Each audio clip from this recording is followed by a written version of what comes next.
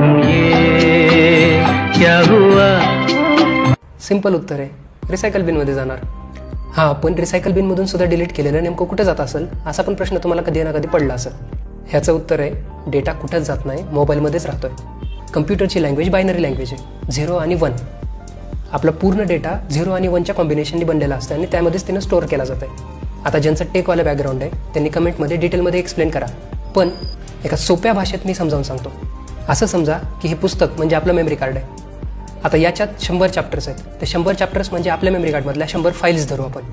आता हे जर 100 चॅप्टर्स आपल्याला वाचायचे म्हटलं तर एक गाईड म्हणून आपल्याला सुरुवातीला इंडेक्स दिली जाते. जसं ह्या इंडेक्समध्ये 100 चॅप्टर्स दिलेले आहेत, तसंच मेमरी कार्डमध्ये किंवा ड्राईव्हमध्ये आपली एक इंडेक्स असते ज्याच्यामध्ये त्या 100 फाईल्स आपल्याला दाखवल्या जातात.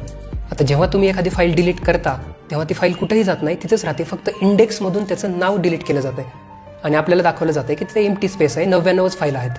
आणि जेव्हा आपण एखादी नवीन फाईल ॲड करतो त्या मेमरी कार्डमध्ये त्यावेळेस त्या जुन्या फाईलचा जो एम्प्टी स्पेस होता तिथं 0 आणि 1मध्ये रिराईट केली जाते नवीन फाईल.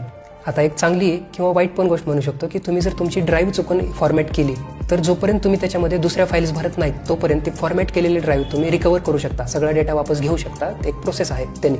आता तुम्ही जर तुमचा फोन सेकंड हँड कोणाला विकणार आहेत आणि तुम्हाला जर वाटतंय की तुम्ही फोन फॉर्मॅट करून त्यांना देताय तर ही गोष्ट लक्षात ठेवा.